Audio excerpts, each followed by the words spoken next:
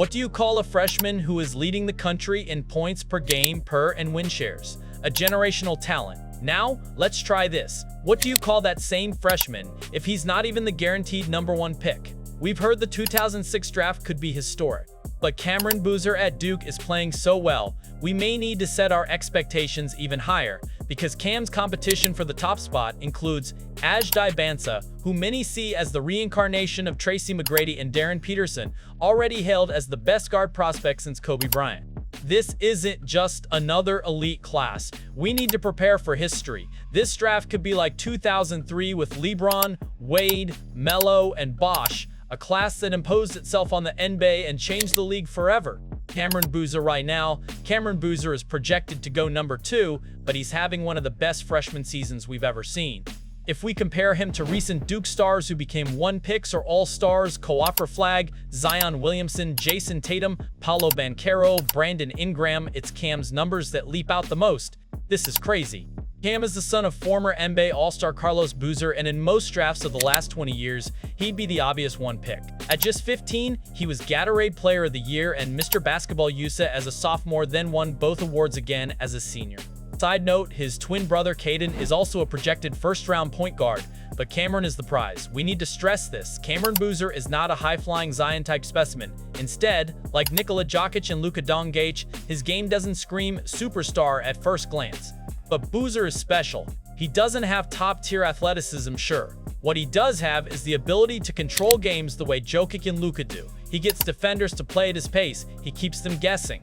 He has intangibles you can't teach. Incredible outlet passes that lead to easy baskets, and absurdly fast decision-making ability that always leads to the right play. And while the film is great, the advanced stats are nuts.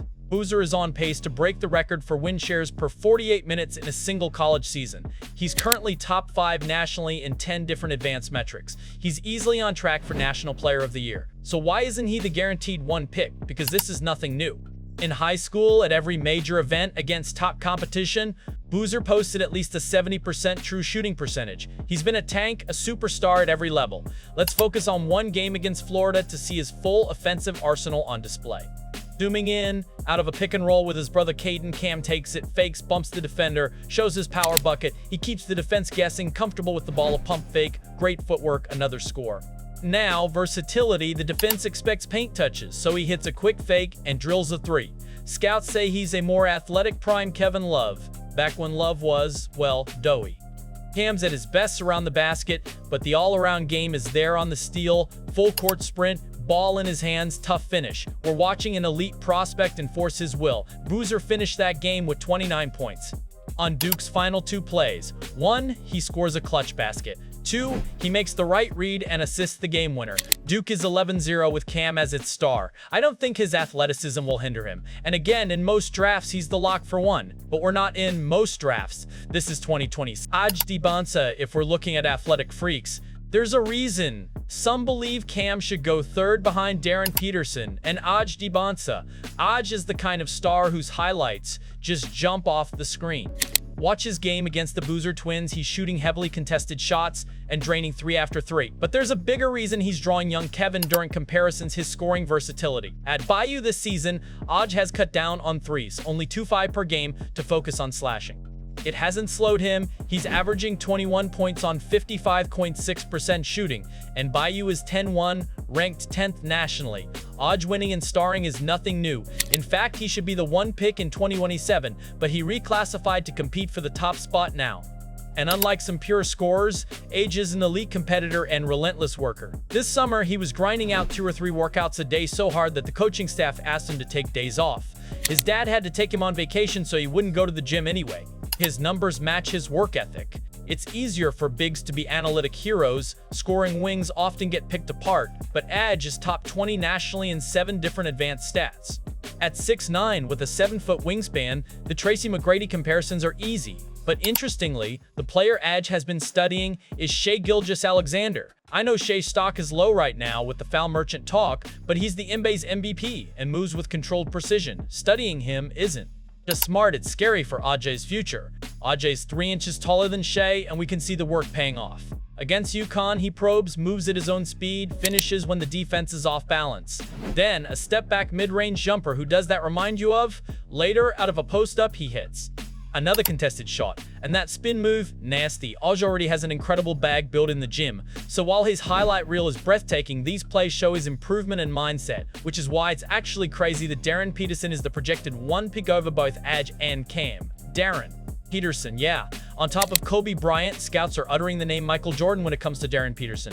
Not me, we don't need another Steph Curry with a 40-inch vertical, but why are they mentioning Jordan? Because Peterson is a 6'5" combo guard with a 6'10" wingspan, considered the player with the highest ceiling here due to what he's already shown.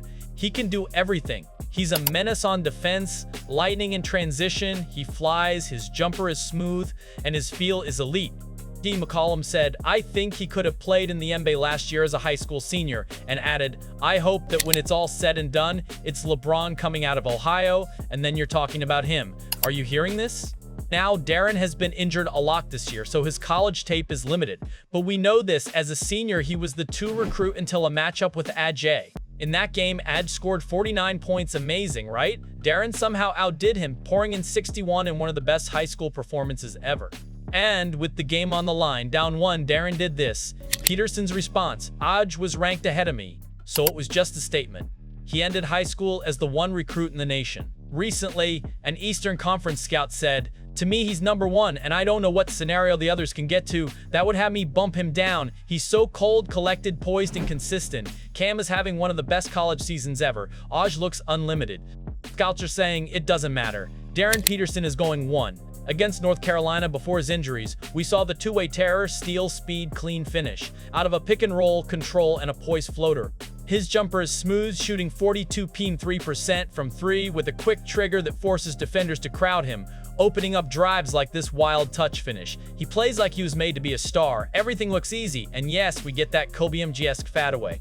Injuries have paused the Darryn Peterson show in college so far, but the talent is undeniable. That's why this draft is being compared to 2003. Cam, Aj, Darryn all have superstar potential. The only question left is, who will be the face, who will be their LeBron, and there we have it. Thank you for watching. If you enjoyed this, you'll love the videos on screen now. If you're subscribed, thank you, you're awesome. As always, have an awesome day. Cue the music.